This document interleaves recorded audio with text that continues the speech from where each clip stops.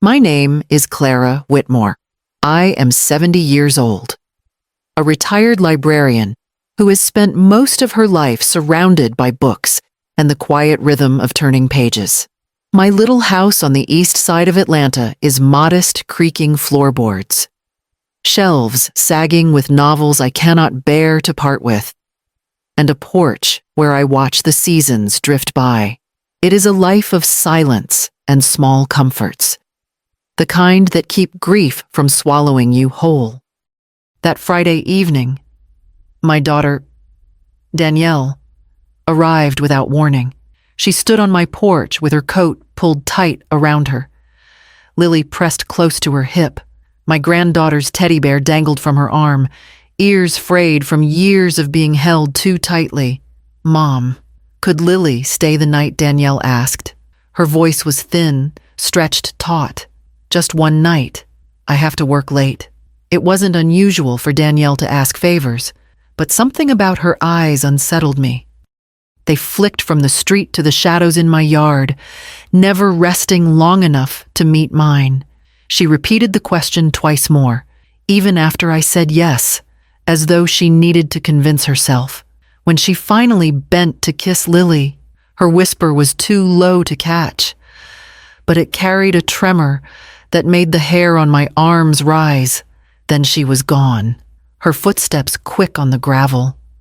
That night, Lily curled on the sofa, clutching Barnaby, her teddy bear, and barely touched the chicken noodle soup I had made. She dozed in fits, whimpering in her sleep. I stayed nearby, stroking her hair when her breathing hitched, telling myself that children sometimes carry fears they cannot name. By morning, I set scrambled eggs on the table, trying to brighten the kitchen with the smell of toast and cocoa. Lily slid into the chair, eyes swollen, Barnaby still in her arms. She poked at the food but didn't lift her fork. Then she leaned toward me, her voice a trembling thread. "Grandma, Mom said I can't tell you what I saw at home." I crouched beside her, my hand covering hers. "Sweetheart, you can tell me anything. I promise." She hesitated, then whispered, "There's a little girl locked in the basement. She cries all night. She says her hands hurt." The spatula slipped from my hand and clattered to the floor. The sound rang sharp through the kitchen, but all I could hear was Lily's uneven breath and the weight of her words pressing against my chest. The memory of the night before stayed with me, sharper now in the light of what Lily had whispered. Danielle had stood on my porch, her fingers white against the straps of her purse. Her voice kept breaking as she repeated the same request, just one night, like she was trying to convince herself more than me. I remember the way her eyes slid past mine, searching the shadows as though someone might be listening. When she left, Lily didn't run into my arms the way she once did. She stayed close to the door, Barnaby pressed tight to her chest, the worn stitching catching in her small hands. I tried to coax her with soup, with cartoons, with the promise of stories I used to read to her, but she seemed wrapped in a fog. Later, when I settled her onto the daybed beside mine, I heard her sigh like an old woman carrying burdens far heavier than 5 years should allow. I lay awake, listening to the creak of the house, the hum of the refrigerator, and then Lily's muffled sobs. In her sleep, her voice broke the silence. "Grandma, don't leave me. I'm so scared." The words caught in my throat, because they weren't the cries of a dreamer. They were the voice of a child who had lived through something. I reached out, stroked her hair, and whispered that I was there, that I would not leave. But even as I said it, doubt gnawed at me. Perhaps she had only imagined what she told me.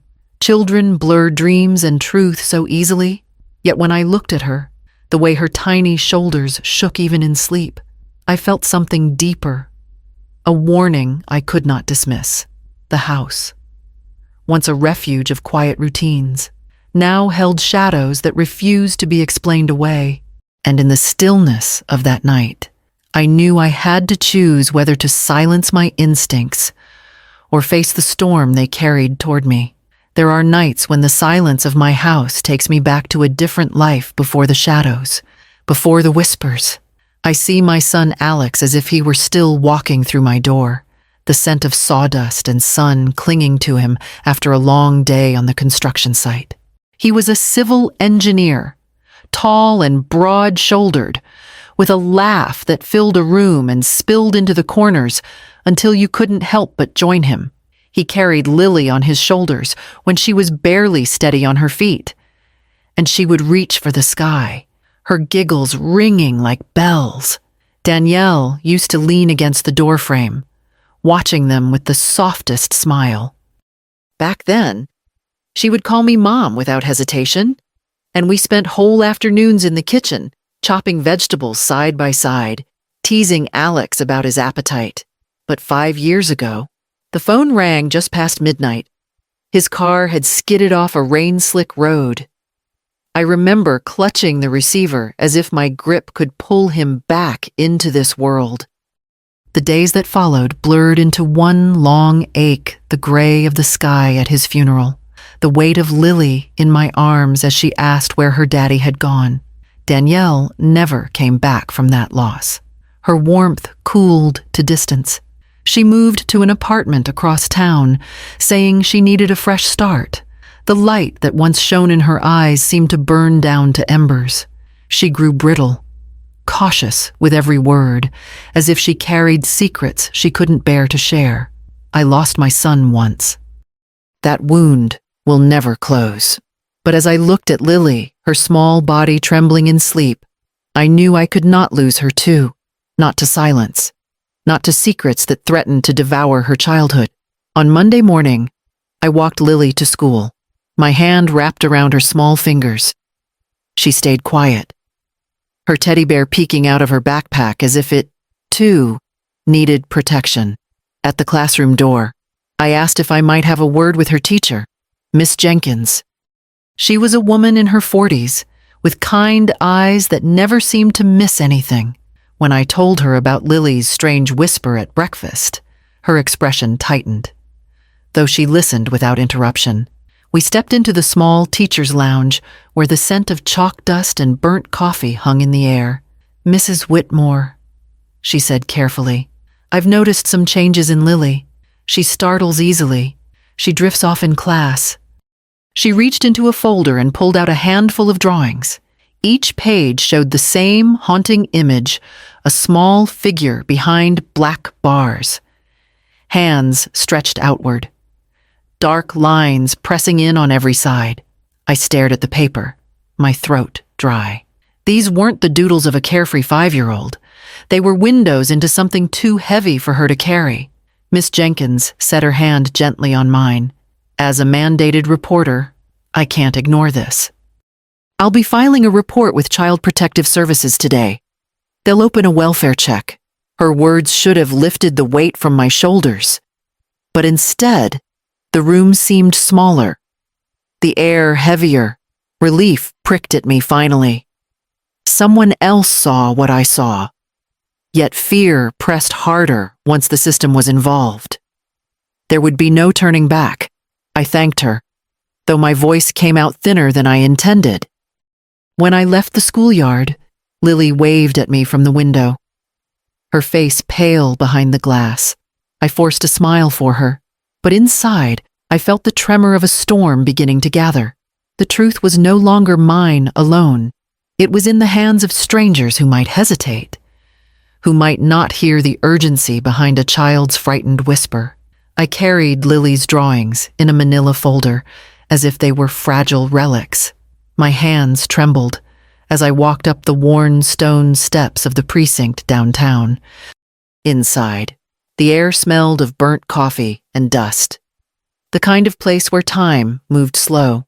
At the front desk, a young officer looked up from his paperwork when I asked to speak with someone in charge.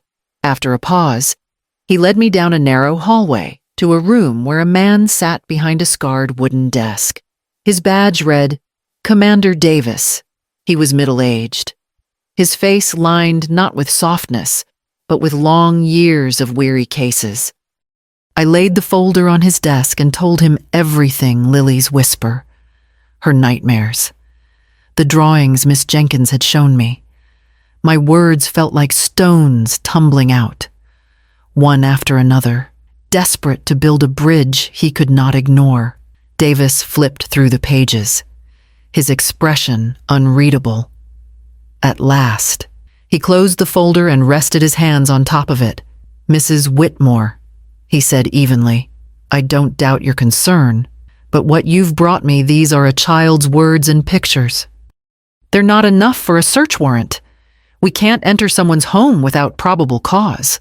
The silence that followed hollowed me out.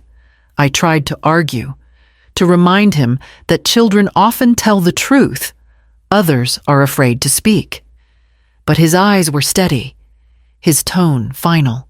"We'll keep this on file, for now. There's nothing we can do." I walked out into the glare of the afternoon sun, the folder pressed to my chest like a shield that had failed me. On the street corner, two neighbors glanced my way and lowered their voices. I caught the words anyway. "Poor old Mrs. Whitmore. She's losing it." Their whispers clung to me as I made my way home, heavier than the drawings in my arms, heavier than the silence that now waited for me inside my house. The whispers of my neighbors still echoed in my ears when I heard the creak of a cane against the sidewalk. Mr. Sterling, who lived 2 doors down, was making his slow way toward my porch. He was a widower in his late 70s, sharp-eyed despite the stoop in his back. We had shared countless neighborly nods over the years, but this time, his face carried a weight I hadn't seen before. "Clara," he said quietly once he reached the steps, "I've been meaning to talk to you." He lowered his voice further, glancing toward the street as though afraid someone might overhear. "The other night, I saw Danielle. She was rushing into her house with a little girl, but it wasn't Lily." My breath caught. "You're certain?" He nodded slowly, his hand tightening on the cane. "Shorter hair, smaller frame. I didn't want to assume the worst. But after hearing what people are saying about you, I thought you deserved to know." Before I could answer, he gestured for me to follow him. Inside his living room, dimly lit and lined with framed photographs of his late wife, he reached into a drawer and pulled out an old cell phone. "My nephew runs the corner store," he explained. He let me copy some footage from their security camera. The video was grainy, but the images were unmistakable. The timestamp blinked past midnight. Danielle appeared in the frame, her posture tense, tugging along a small girl in rumpled pajamas. The child's head hung low, her steps unsteady. I pressed a hand to my chest, the air thinning around me. This was no dream, no childish invention. Mr. Sterling's gaze was steady as he placed the phone in my hand. "You're not wrong, Clara. You're the only one brave enough to face it. Don't let anyone make you doubt that." For the first time in days, the fog of uncertainty lifted. Proof, imperfect but undeniable, now rested in my palm. And with it, a fragile thread of resolve pulling me toward whatever came next. The next morning, I walked back into the precinct with the weight of proof pressing against my chest. The manila folder now held more than Lily's trembling words and drawings. It carried Mr. Sterling's footage, shaky but undeniable. Commander Davis sat behind his desk, the same impassive look on his face as before. I slid the folder toward him and spoke with as much steadiness as I could summon. "There's more now. You need to see this." He watched the video twice, leaning forward, his eyes narrowing at the blurred figure of Danielle tugging a pajama-clad child through the shadows. For a moment, he said nothing. Then he picked up the phone on his desk, his voice low and clipped as he ordered a record search. Minutes later, an officer appeared at the doorway with a file in hand. Davis compared the still frame from the footage to the photograph inside. His jaw tightened. "Chloe Vance." He read aloud. "Age 5. Reported missing 2 weeks ago out of DeKalb County." The room seemed to tilt. I gripped the back of a chair, my pulse racing. Davis didn't look at me this time with skepticism, but with the resolve of a man who had just crossed a line from doubt to certainty. "We'll petition a judge immediately," he said. "This is enough for an emergency warrant." By late afternoon, the papers were signed. A search was authorized. The stamp of official ink felt heavier than any word I had spoken in the past weeks. I left the building shaking. The city noise around me muffled by the roar of my heartbeat. On the precinct steps, Brenda was waiting. She had known me since girlhood, through weddings, funerals, and long winters of widowhood. She took my hands in hers, her grip steady. "Don't let fear stop you now," she whispered. "You've come too far to turn back." Her words lodged deep in me. I had sought only to protect Lily, but now the truth was larger, darker, and rushing closer than I had ever imagined. The sky was still gray when the patrol cars pulled up outside Danielle's house. Their headlights cut across the yard, catching the red petals of the crepe myrtles that trembled in the wind. I stood on the sidewalk, clutching my coat, every nerve stretched tight. Commander Davis gave me a curt nod before signaling his officers forward. The knock on the door was hard and deliberate. Moments later, Danielle appeared, her hair tangled, eyes wide with alarm. "What is this?" she shouted, her voice breaking. Davis held the warrant steady in front of her. She read only a few lines before panic washed over her face. "You can't," she stammered, pushing herself against the narrow hallway. "There's nothing here. You have no right." The officers moved past her, sweeping through the house. I could hear the thud of boots against the floorboards, drawers opening, doors creaking, and then they stopped at the end of the hallway before the small iron door I had only glimpsed once years ago. Danielle lunged forward, arms outstretched. No, not there. She screamed, her body trembling as she tried to shield the door. Two officers pulled her back as she thrashed in their grip. The master key slid into the rusted lock. A metallic click echoed down the hallway, followed by the groan of hinges that hadn't moved in years. From the darkness spilled a sound, thin, trembling, unmistakable, a child's sob. A beam of flashlight pierced the basement's shadows, cutting across broken boxes and stained walls. Then, from the corner, a small figure staggered forward. Her hair was matted, her face gray with dust.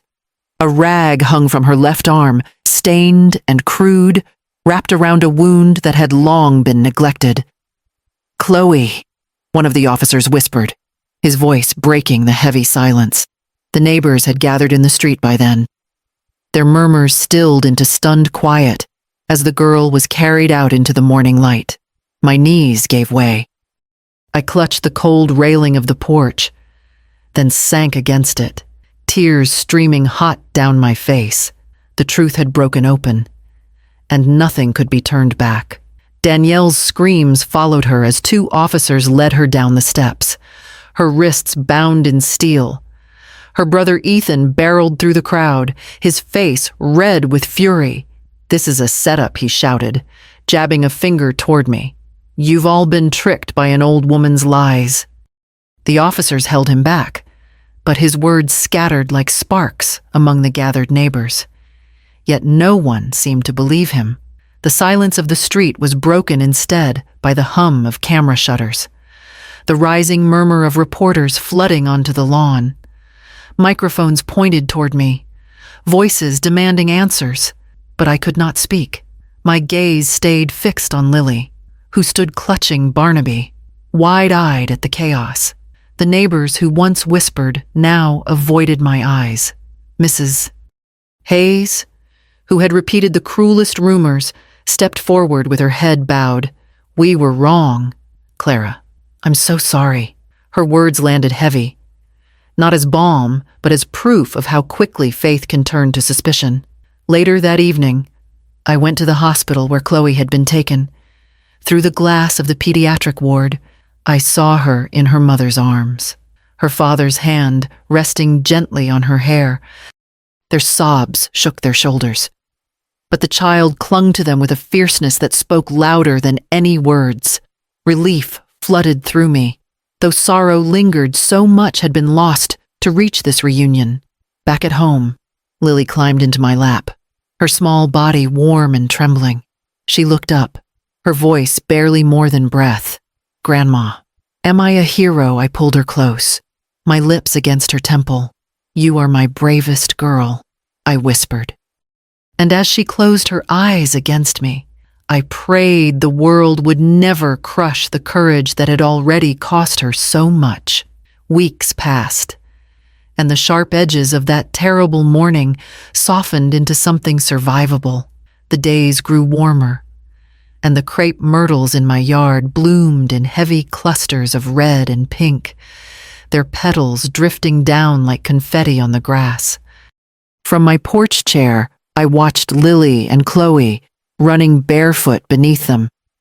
Barnaby tucked under Lily's arm, both girls shrieking with the kind of laughter that only comes when fear loosens its grip. Chloe had gained weight, her cheeks filling with color, her steps steady again.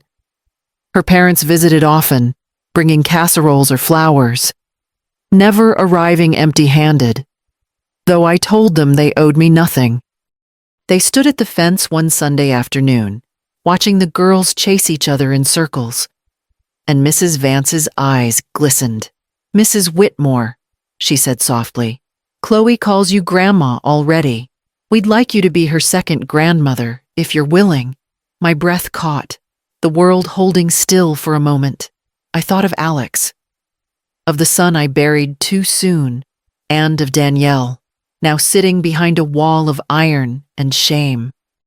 The family I had once imagined was gone, but another was being offered, fragile and real in its own way. I stepped forward and laid a hand over Mrs. Vance's. "Then she'll have a grandmother in me. For as long as I'm here." The girls tumbled into the porch, cheeks flushed, demanding lemonade. Their laughter filled the air, weaving through the blossoms and into the house that had so long been haunted by silence. I knew scars would remain Lily's nightmares. Chloe's fragile trust, but light, had returned to us.